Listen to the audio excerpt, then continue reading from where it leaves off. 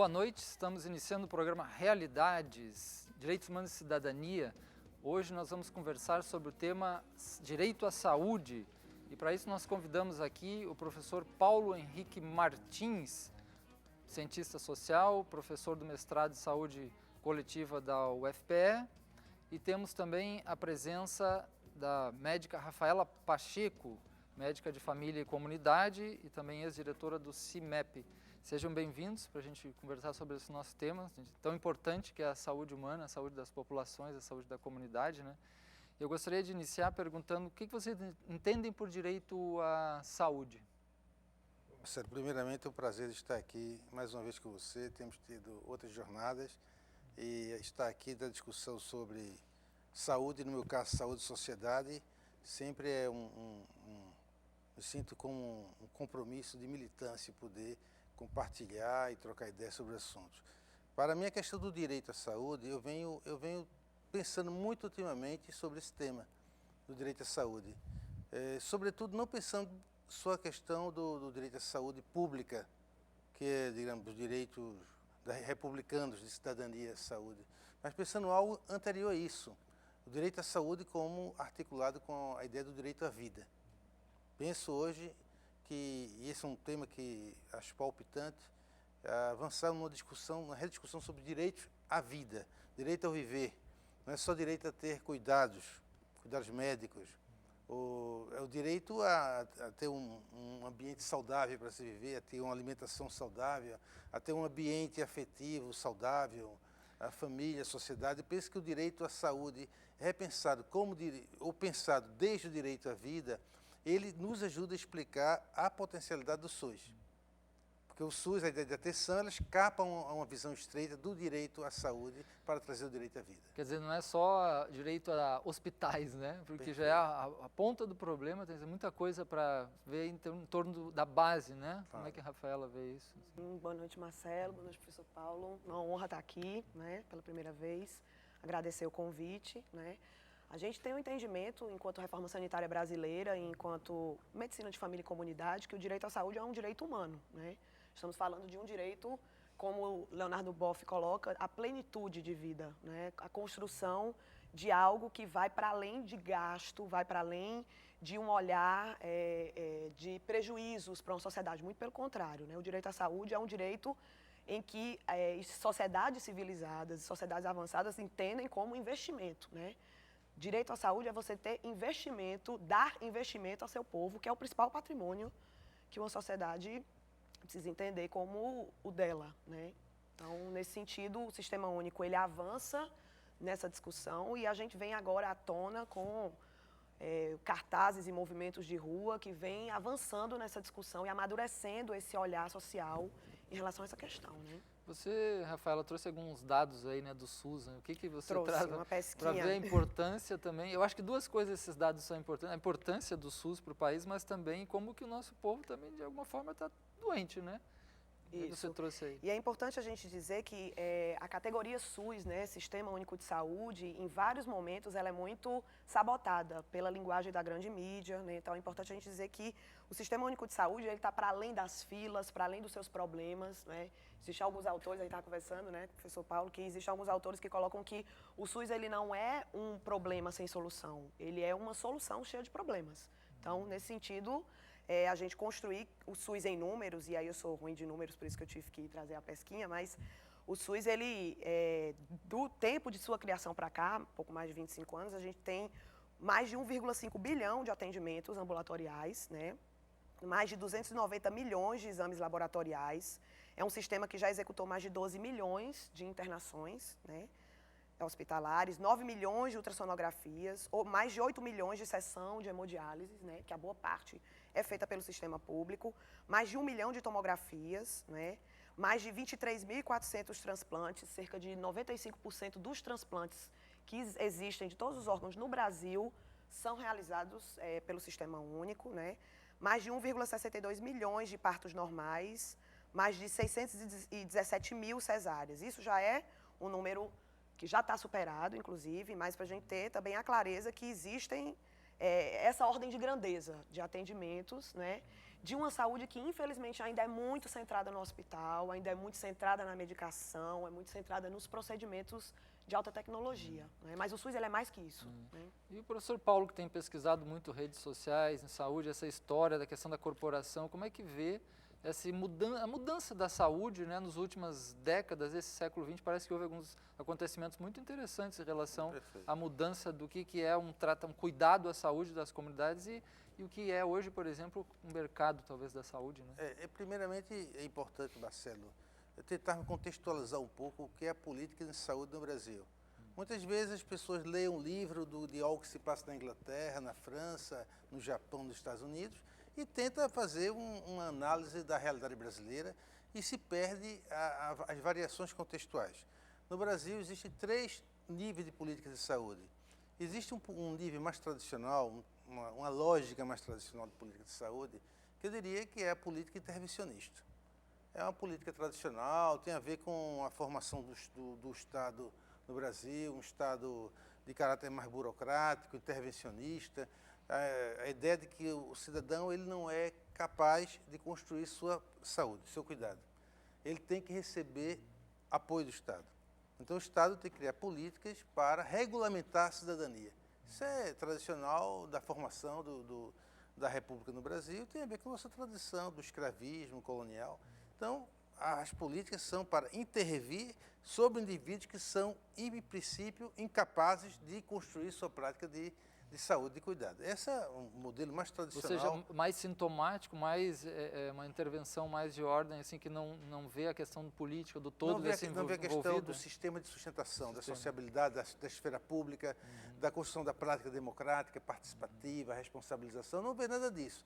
Vê, as pessoas são incapazes de se cuidar, o Estado tem que ter profissionais e instituições competentes, dotadas de dispositivos tecnológicos para intervir e vacinar, se eles não, como teve a campanha da vacina, se não querem vacinar, vacina na marra. Então, essa é uma lógica tradicional.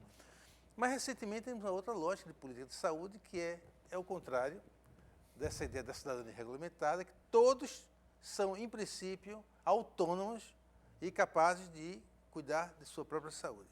Se as pessoas não conseguem, porque são incapazes ou incompetentes, por algum outro motivo, é a lógica mercadológica.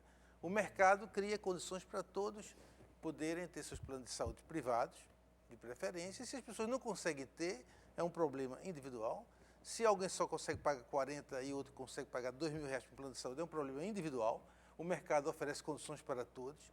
Sabemos que também é uma falácia, porque o sistema mercantil ele não funciona a partir de nenhuma exuberância lógica, ele funciona a partir do aumento da desigualdade social, da desigualdade econômica, da geração de distorções profundas na organização do sistema social. Então, nós temos uma política social privatista, antes nós tínhamos política social tuteladora, e nós temos o SUS, que aí é importante. O SUS aparece como uma terceira alternativa, que lembra um pouco as propostas das sociais-democracias europeias. O que é a experiência da social-democracia? É a ideia que o Estado tem que administrar as tensões dos movimentos sociais e incorporar essas tensões nas políticas públicas, as reivindicações de homens, de mulheres, de movimentos os mais diversos, e que o Estado tem que gerenciar esse processo. Nós vemos, por exemplo, com a questão da AIDS no Brasil. Né? Como o movimento em torno da questão da AIDS era mais forte, o Estado integrou e regulamentou de uma forma bastante satisfatória o atendimento. Já quem tem hanseníase ou tuberculose já não tem a mesma, são movimentos de pessoas mais humildes, não tem a mesma capacidade de mobilização, e o Estado ele também absorve menos em termos de política pública. Ou seja, o Estado autoritário, o Estado tradicional, mais burocrático, ele incorpora de uma forma desigual as demandas sociais dentro de uma lógica de políticas públicas democratizantes. Então, o SUS ele é interessante porque ele tenta contornar tudo isso. Contornar pela ideia de universalidade, pela ideia de territorialidade, de responsabilização, de intersetorialidade, etc. Então, ele tenta criar alguns valores coletivos de uma cidadania mais igualitária, no qual favoreceria digamos assim, a participação de todos na organização de uma política pública de saúde. Na prática, é super difícil a implementação e desenvolvimento do SUS, porque ele é coagido, por um lado, pelo sistema mercadológico, que quer se apropriar de seus recursos, por outro, por uma tradição autoritária, que se reproduz através dos profissionais da saúde, do corpo médico, como nós vimos recentemente, e pela lógica das corporações profissionais que estão nesse momento. Quer dizer, é uma luta, assim, sistema. Não é fácil manter essa dimensão que está lá de universalidade, né, de integralidade, é uma disputa constante isso, porque dessas forças ligadas ao mercado, é assim que vocês estão vendo isso? Sim, assim?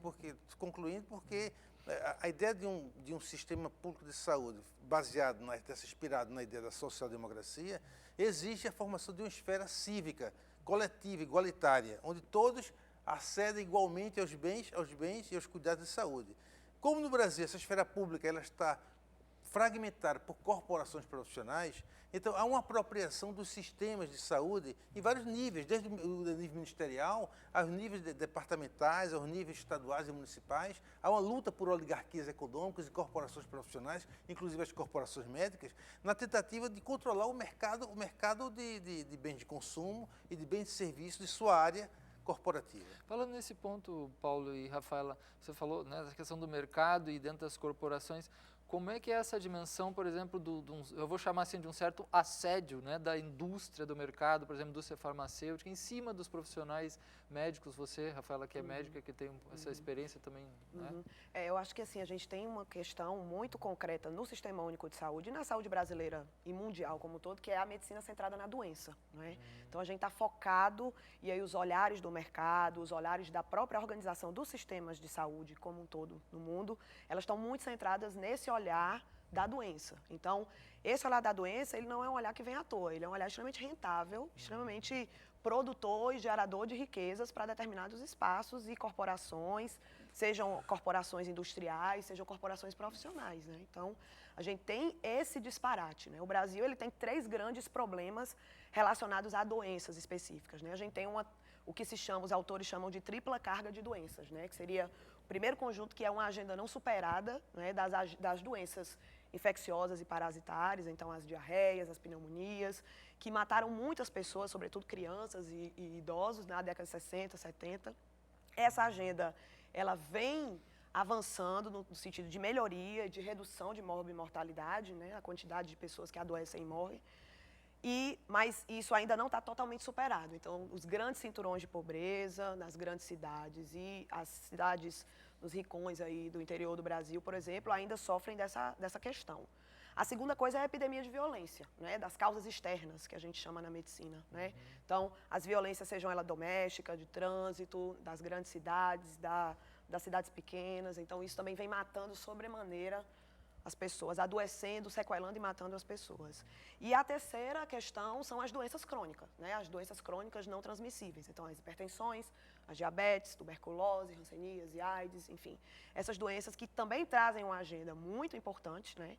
Existem dados mundiais, por exemplo, que colocam que a partir de 2013, cerca de 65% das mortes, das causas de morte, vão ter alguma relação, seja ela direta ou indireta, com doenças crônicas não transmissíveis, para adultos de 20 a 49 anos. Então, Pois é, por que o nosso sistema ainda não privilegia as políticas de saúde, não privilegia a prevenção, a promoção de saúde e as práticas integrativas, que são muito novas no país?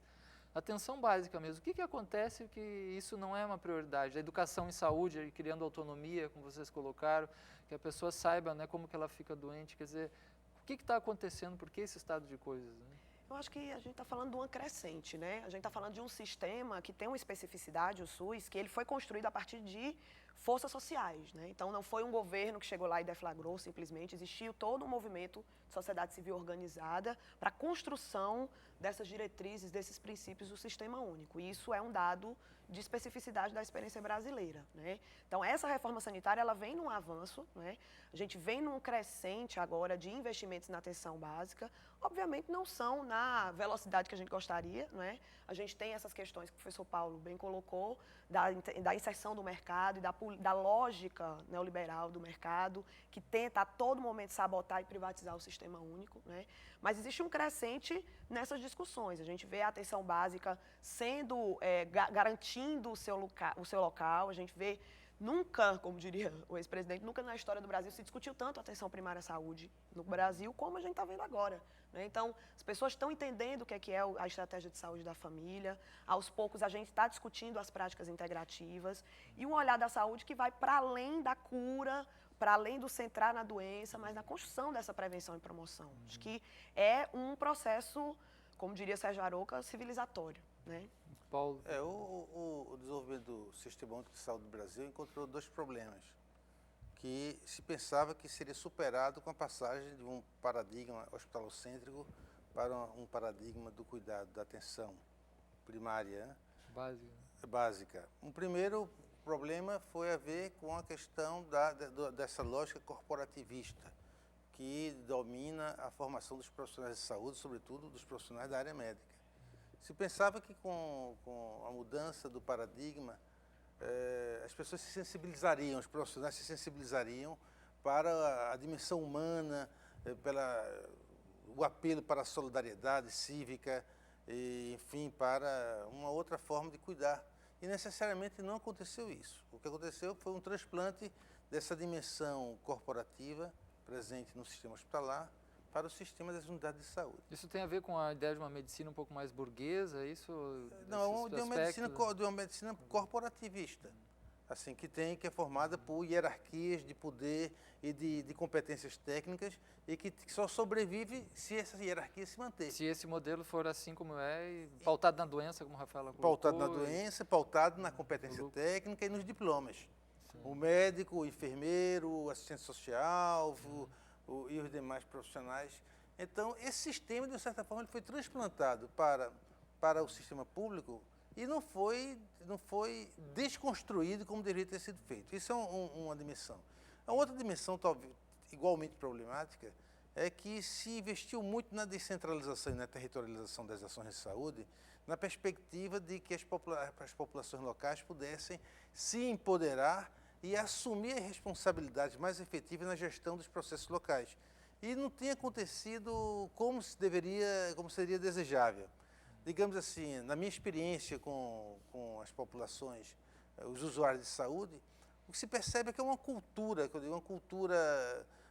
tradicional da passividade, da humilhação, ou do medo, ou do não crer na possibilidade da cidadania, ou porque as pessoas, inclusive, não conhecem essa experiência de uma cidadania participativa ampliada, e elas resistem a isso.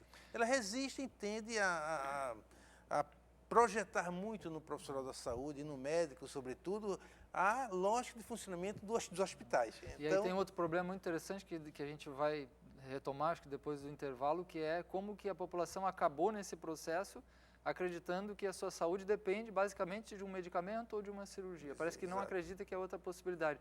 Nós vamos fazer um pequeno intervalo, a gente já volta a conversar sobre esse importante tema, que é a questão do direito à saúde, aqui com o Paulo Henrique e com a Rafaela, depois do intervalo.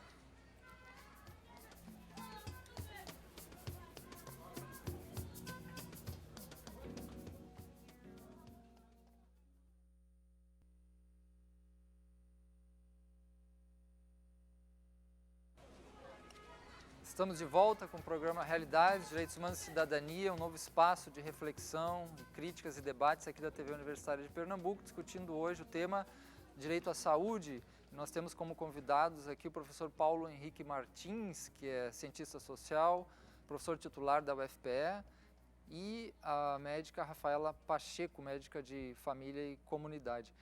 Um dos temas que toca essa discussão do SUS, a questão de verbas, né, velha dimensão das verbas, se a questão fundamental da saúde é falta de dinheiro ou se esse modelo ele consome muito recurso, porque é um modelo mais hospitalocêntrico, tecnicista, e se fosse um modelo mais de base, com esse dinheiro daria para fazer toda uma dimensão desde educação popular, etc., de saúde. Como é que vocês veem isso? Na verdade, a gente vive no Brasil, né, uma cultura do maniqueísmo, né, e das falsas polêmicas. É uma coisa ou é outra. Então, a questão dos médicos, falta médico ou estão mal distribuídos. A gente vive uma situação de complexidade na saúde que precisa ser mais aprofundada. Então, faltam médicos, sim, no Brasil, e os que estão atuando hoje em dia estão mal distribuídos. São as duas coisas. Do ponto de vista do financiamento, da mesma forma. Então, a gente tem um sistema único de saúde que é, sim, subfinanciado. E o que está sendo financiado desse sistema único está sendo mal financiado. Então, a gente precisa das duas coisas. A gente precisa dessa dimensão de analisar a possibilidade, sim, da gente construir uma nova lógica de aumento desse suporte financeiro da saúde, sobretudo após a queda do CPMF, né? Isso foi uma queda importante de financiamento que ainda não foi superada, né? E a gente discutir, sim, elementos que consigam construir, de fato, esse investimento na saúde, no povo brasileiro, que a gente tanto precisa. Agora, também, de nada adianta aumentar esse aporte financeiro sem fazer uma reflexão profunda do que é que a gente está querendo discutir e investir, né? Então, o que é esse gasto? Então, para a gente não reproduzir o mais do mesmo. E a gente não reproduzir, por exemplo, de se aumentar o suporte de leitos de UTI, por exemplo, com a atenção primária que precisa ser melhor financiada.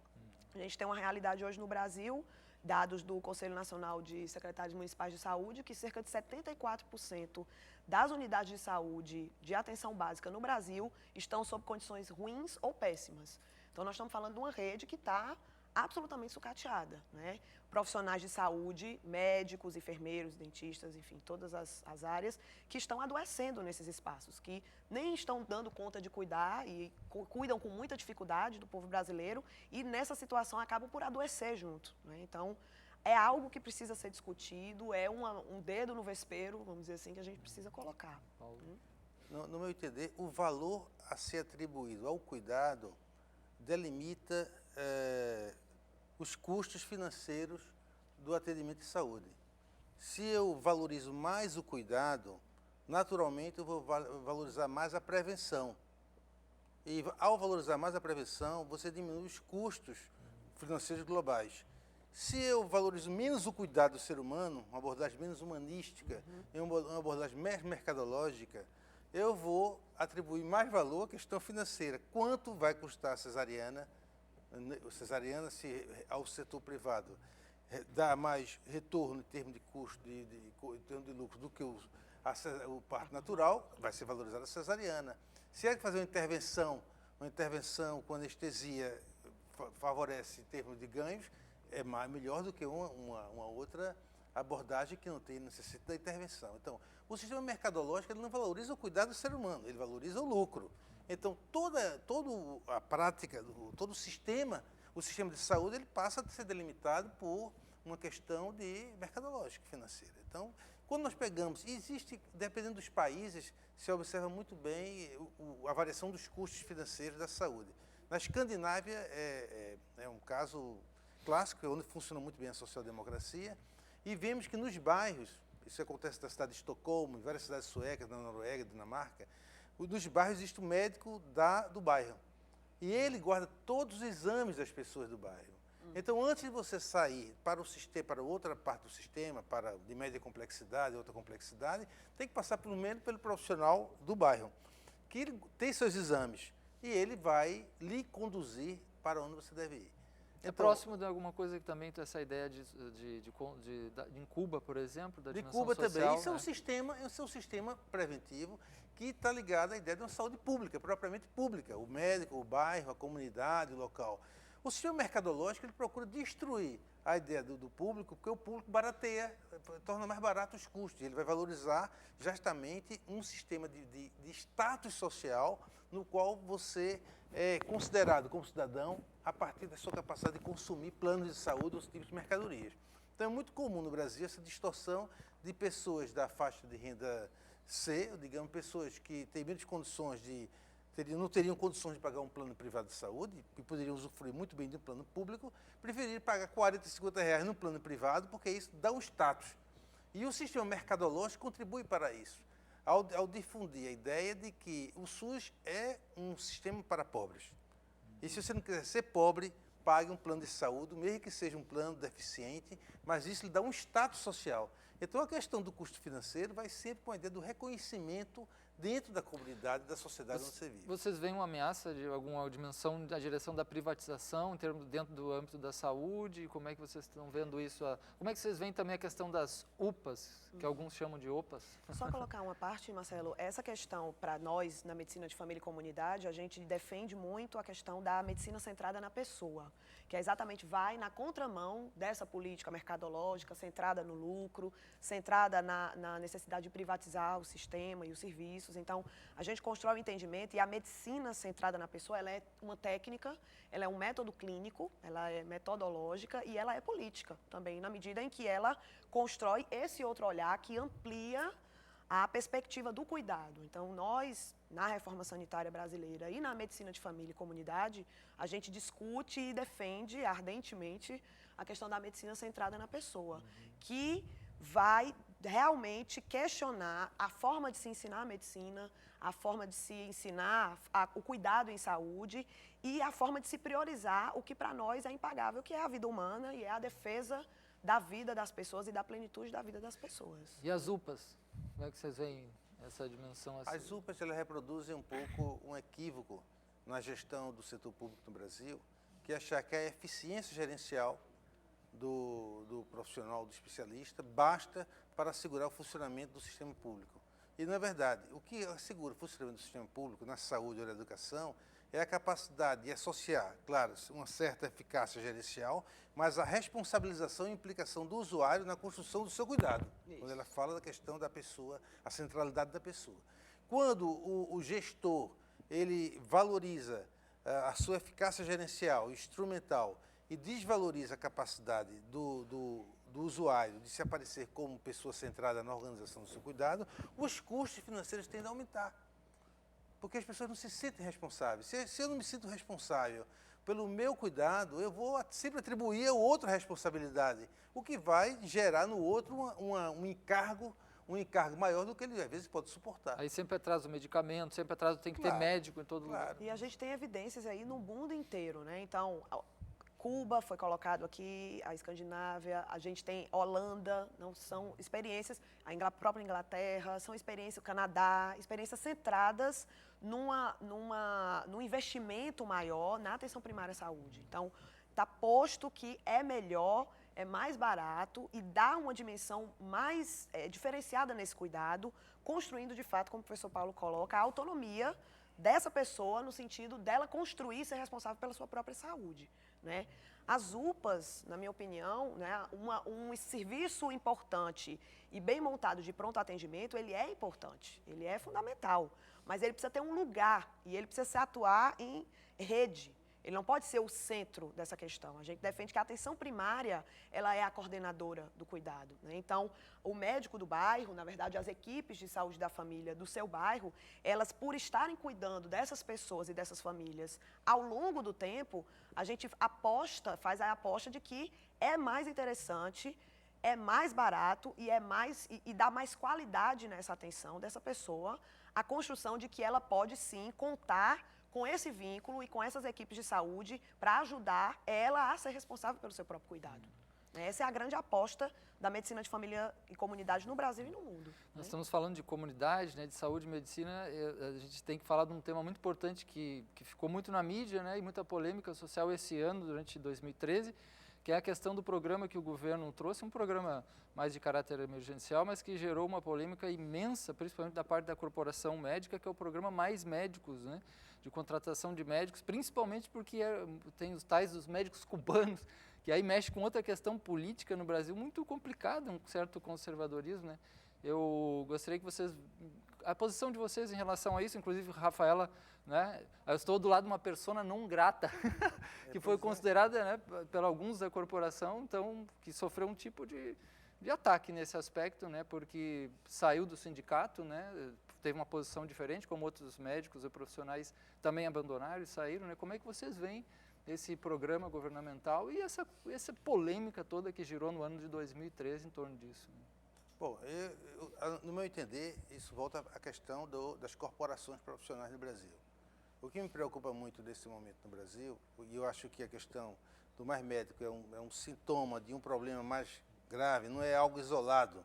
é algo mais grave, tem a ver com a formação de corporações profissionais, ao lado das grandes oligarquias econômicas que controlam as municipalidades, as máfias municipais, e nós temos também essas corporações profissionais.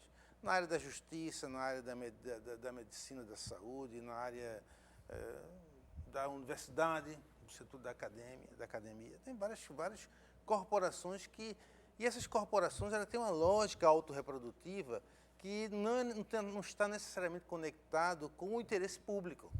Está conectado com sua autorreprodução. Isso é que é interessante, que essas corporações elas tendem a se disseminar quanto mais frágil for a esfera pública e democrática. Então, isso é um sintoma também de ameaça à existência de uma prática democrática universal dentro da sociedade. Falando em prática democrática, Paulo, você como sociólogo, o que significa a ideia de persona non grata? Alguma corporação dá para a própria... O que é isso? Pois é, onde vem isso?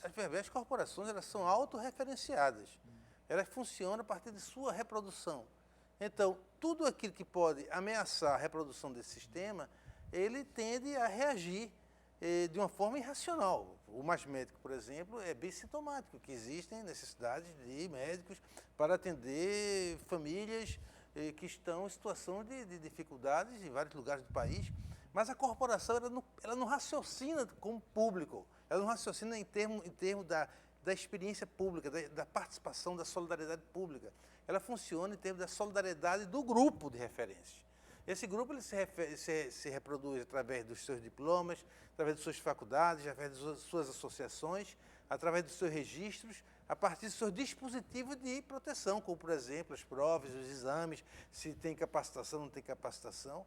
E então isso gera uma situação de total irracionalidade e está interessante nesse momento, porque a população em geral, inclusive a classe média até mais conservadora, ela está olhando com uma certa reticência.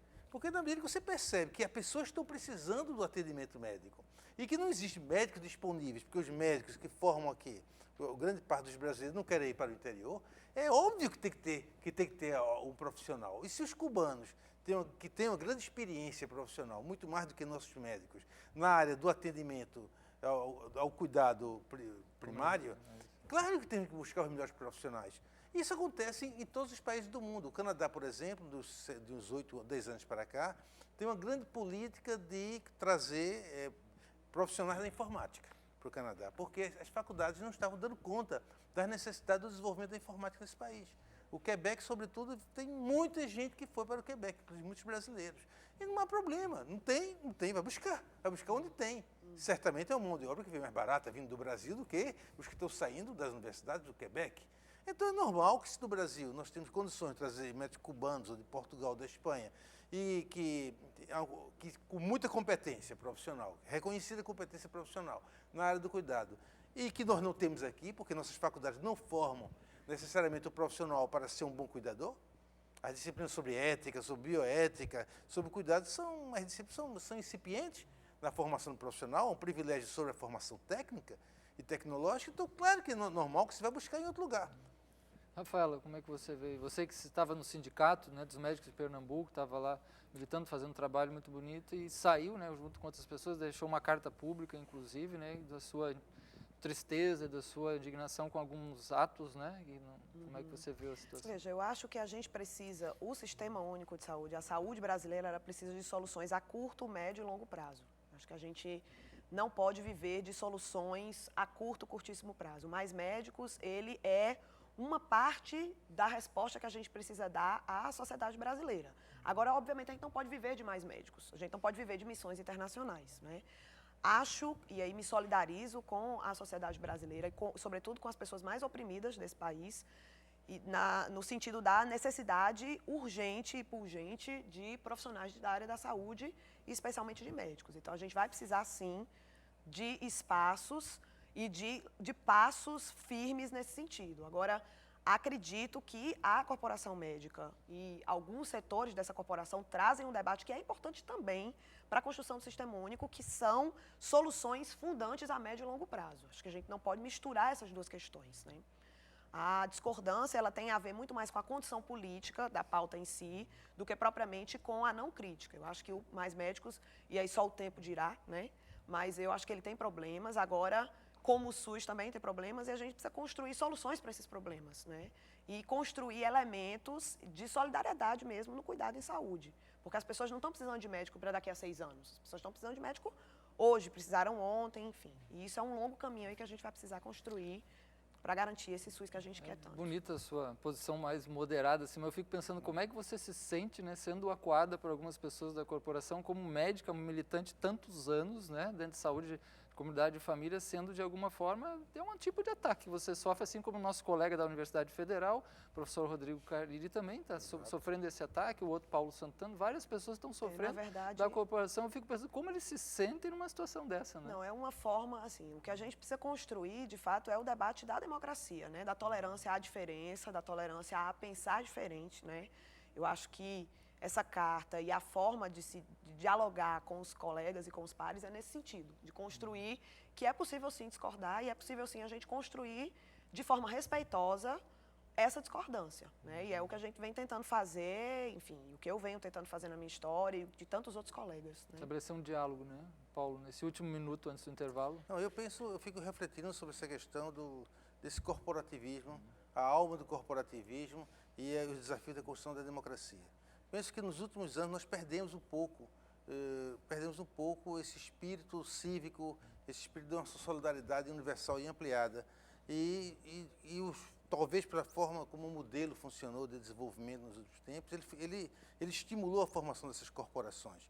Então eu vejo essa questão do corpo, das corporações médicas, como um sintoma, como dizia, um sintoma de um problema mais amplo que tem que ser enfrentado a nível da construção da democracia.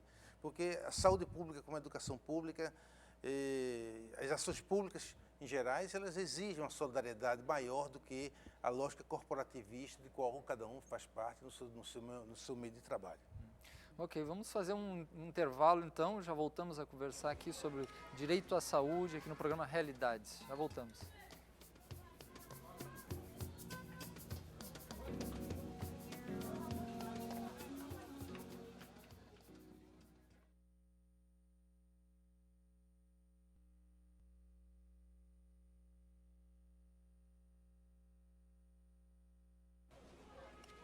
Estamos de volta com o programa Realidades, Direitos Humanos e Cidadania. O tema hoje é direito à saúde.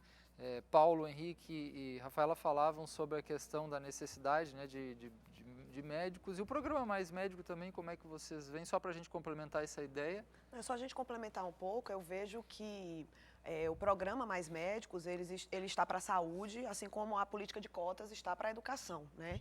São coisas importantes, são passos no sentido de uma construção, de um acerto de dívida histórica que a gente tem com a população do Brasil como um todo, mas que isso não pode, por si só, ser uma solução, né? A gente precisa de políticas fundantes na educação, da mesma forma que a gente precisa de políticas fundantes no Sistema Único de Saúde. E esse programa, até onde eu sei, ele não foi anunciado como uma solução, uma panaceia, ele foi um programa mais emergencial, né? Inclusive foi uma das polêmicas, né, que surgiu, né, algumas partes da corporação dizendo que mas não investe aqui, não investe ali, vai trazer médicos, né? Mas parece que é um programa mais emergencial. Eu acho que a gente tem problemas sérios em relação à questão do subfinanciamento, a gente tem ainda desafios importantes para a gente construir um espaço de saúde que seja realmente digno, tanto para os seus usuários e usuárias, como para os profissionais de saúde, né? Agora, é um desafio que a gente precisa disparar aí, a médio e longo prazo. Agora a gente vai precisar de todo mundo, né? Das corporações, com suas qualidades e defeitos, e da sociedade civil organizada como um todo, né? Eu acrescentaria, ao lado do problema da corporação, que já trouxemos aqui, o lado da mercantilização, dos valores mercantis na prática médica no Brasil, entende? Porque, tradicionalmente, eu sou de uma geração em que o médico era quase como um sacerdote.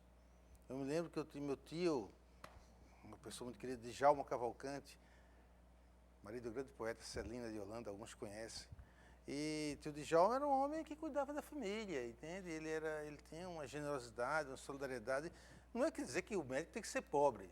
Quer dizer o seguinte, que o médico tradicionalmente, ele funciona como uma referência de solidariedade e de generosidade na organização das comunidades. Tem essa dimensão tradicional do médico, como alguém que escolheu a profissão porque ele tem uma certa vocação, um certo talento para cuidar dos seres humanos e acolher os seres humanos.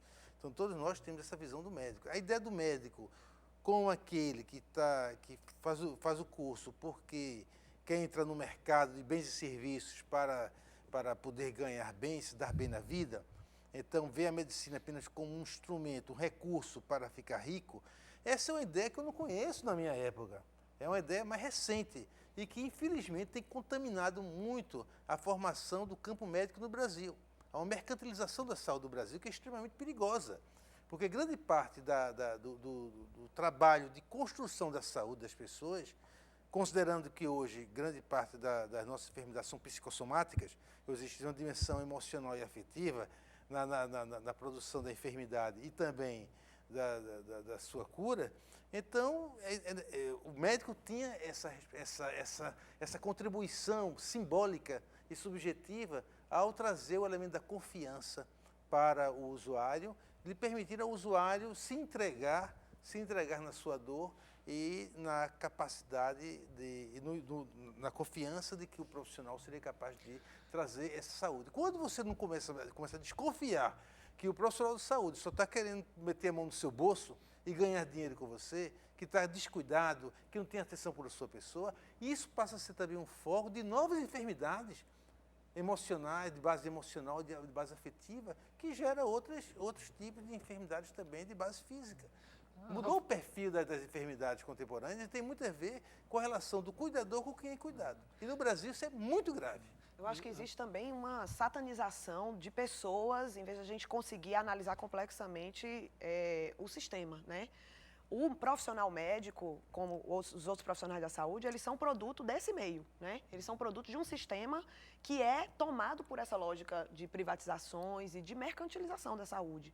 Então, ele é, desde a sua formação, contaminado com essa postura. Então, é algo que vai para além da sua capacidade, às vezes, de fazer a própria crítica. Porque você está num serviço de saúde, por exemplo, que tem que atender 60, 70 pessoas. Então, como é que você vai ser humanizado ou sensibilizável e sensível numa situação onde o sistema também está te massacrando, né? Eu acho que a gente tem que tomar cuidado com essa satanização das pessoas e construir uma forma de questionar criticamente esse sistema e essa política, né? Existe um racha na medicina hoje concreto, que é a questão que o professor Paulo vem colocando, que é um elemento até arquetípico, né? Que é o médico enquanto curandeiro, enquanto cuidador, enquanto curador, né?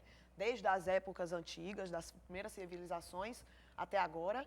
E essa questão do manuseio da tecnologia dura e leve dura, enfim, que a gente chama na academia, mas que é o construtor e o elaborador do apertador de botão das máquinas, né? Então, existe uma questão aliada a esse médico da família de antigamente, que a gente na medicina da família defende esse formato, aliado com a tecnologia que avançou e que a gente pode sim cuidar das pessoas de uma forma responsável, com parcimônia, até cuidado, né, para a gente também não entrar nos excessos da tecnologia, mas a gente tentar aliar essas duas coisas, mas elas vêm em franco racha, né, nas últimas décadas. E a sua experiência como médica, eu sei que você trabalhou, né, no córrego do Genipapo, não foi? Morro da Com Conceição. comunidades, Morro da Conceição. Uhum. O que você vê de a parte mais bela desse trabalho, ou de trabalho ligado mais diretamente à comunidade, experiências que são mais positivas para a gente poder reproduzir? Na verdade, eu sou apaixonada, né, pelo que eu faço. Assim,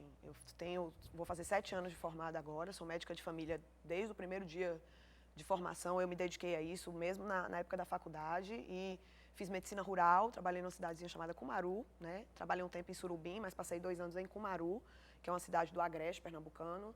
E, assim, as comunidades aqui do Recife, participei da construção da saúde de algumas delas, né? Dei um pouco de contribuição. Fiz minha residência no Morro da Conceição e trabalhei também um tempo no Córrego do Genipapo. Eu acho que trabalhar em comunidade é extremamente interessante. Eu acho que se a gente consegue disparar um reencantar do Fazer Saúde para esses estudantes e essas pessoas que estão vindo de agora em diante, eu acho que a gente tem como fazer, sim, um cuidado diferenciado, uma medicina diferenciada e uma medicina extremamente rica e interessante na medida em que a gente aposta no encontro com as pessoas, no olho, no calor humano, na construção ao longo do tempo, que não é aquele recorte de você olhar aquela pessoa uma vez na vida e acabou, se você poder entender essa pessoa como parte de uma comunidade, parte de um ser social que ela é, né? Eu acho que é extremamente apaixonante, assim, e não sou só eu que penso isso, que bom, né? Porque a gente precisa de um exército que pense assim, a gente tem construído, sim, esse exército dentro do Sistema Único de Saúde, tanto aqui em Recife quanto no Brasil como um todo. E né? Paulo tem trabalhado muito com as redes sociais de saúde, como é que é essa questão na comunidade? Eu estava pensando nisso, porque uma coisa é você imaginar o profissional de saúde, ou o médico e o seu cliente dentro de uma sala, abstraindo o contexto de vida, e outra coisa é você imaginar o profissional de saúde e o usuário dentro do seu contexto de vida. Então, o problema da saúde, a dor de cabeça não é só um problema de pressão alta, que pode ser medicalizado com uma pílula. A dor de cabeça, ela pode estar apontando para tensões emocionais, afetivas, ambientais, qualidade de vida. Então, o profissional que está na ponta do sistema no Brasil, eu queria ressaltar, nossos agentes de saúde, nossa legião de agentes de saúde são grandes heróis. Um país em que as solidariedades cívicas estão abaladas, pelas corporações e pela mercantilização, nossos agentes de saúde e nossos profissionais que atuam na ponta do sistema, eles são referências para a saúde pública, porque eles incorporam a dimensão contextual na organização do cuidado e da atenção. Então, não é só o que você está se medicalizando, não é só o sintoma físico ou psíquico de sua enfermidade, mas é onde você mora, com quem você mora, suas condições de trabalho, a questão da coleta do lixo. Há muitas questões, a questão do ar que você respira, a água que você bebe, o que você come. Não, tudo isso, de certa forma, entra de imediato na variável contexto da construção do cuidado. O agente de saúde tem feito um pouco, então, esse papel que você está falando, que deveria ser mais desse médico que você se torna em outros países, mais de comunitário, é um pouco isso. Às vezes ele está mais dentro da vida das pessoas do que o próprio profissional, que é mais rápido no atendimento. Exatamente. Na Nós verdade, temos que ter muito cuidado com esses agentes, porque eles são realmente figuras preciosas do processo da construção da saúde pública. Isso, até porque são parte da comunidade, estão ao longo do tempo vivenciando essa comunidade. Né? A experiência que eu tenho é que esses agentes comunitários, que são nascidos, boa parte deles nascidos e criados naquela comunidade, eles são peças fundamentais para a manutenção da estratégia de saúde da família. Então, a gente tem elementos, inclusive dentro da própria modelo biomédico, a gente pensar que um bom agente comunitário de saúde, ele deflagra muito melhor o diagnóstico do que uma equipe somente de técnicos universitários bem treinada. Né? Então, esse espaço vivencial da comunidade, e eu costumo dizer que são os agentes comunitários, eu sempre tive muita sorte de ter excelentes agentes comunitários de saúde, homens e mulheres assim maravilhosos, admiráveis, e constroem um olhar que centra na pessoa, de fato, e que dá elementos mesmo, que são olhos, e são os nossos olhos, são os nossos ouvidos, e são os nossos braços na comunidade. Né? É a aposta no que a gente chama de longitudinalidade, que é o cuidado ao longo do tempo. Né? Em termos de ações e políticas, o que vocês veem que seria interessante se poder fazer na área de saúde, assim, mais voltado para a questão do SUS mesmo, a saúde em geral, que tipo de ação seria interessante, de campanha ou de dimensões até políticas de saúde? Aí você fala das redes sociais. Redes sociais Eu também. penso assim, quando você concretamente, você analisar saúde no contexto de um bairro, de uma comunidade, significa pensar educação, significa pensar saneamento, significa pensar trabalho, significa pensar família, significa pensar meio ambiente, significa pensar todos os elementos que compõem a sua vida social. Então, as redes são fundamentais para dar sustentação a tudo isso.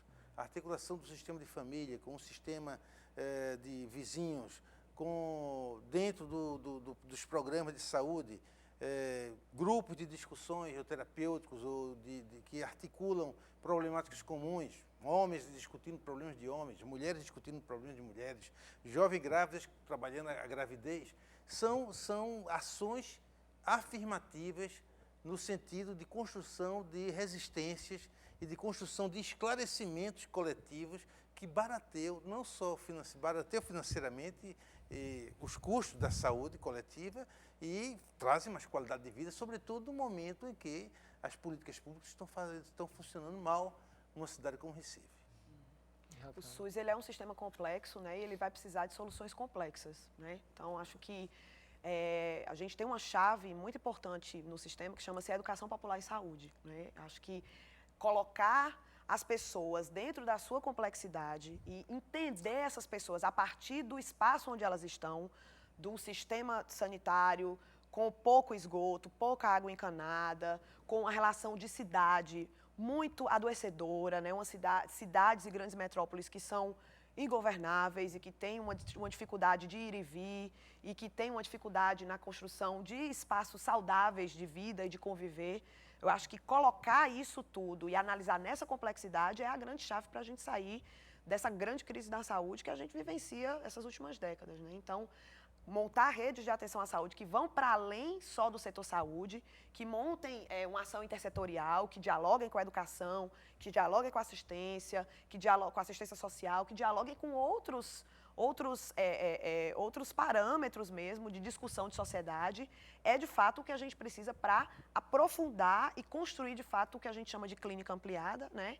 Que na realidade é a saúde ampliada, que é essa saúde que a gente fala tanto, que é o bem-estar biológico, psíquico e social, que na realidade não pode ser recortado e retirado dessa pessoa, colocado ela no hospital ou numa maca e a gente achar que vai estar fazendo essa análise maior, né? Então a gente precisa estar onde as pessoas moram, onde as pessoas trabalham, onde as pessoas vivem, onde elas riem, onde elas choram, e a partir daí a gente conseguir encontrar verdadeiramente com elas, né? Professor Paulo Henrique e eu somos professor do mestrado da UFPR de saúde coletiva, e uma das coisas que mais me dói, chama atenção, olhando para a dimensão da saúde, são as contradições, né?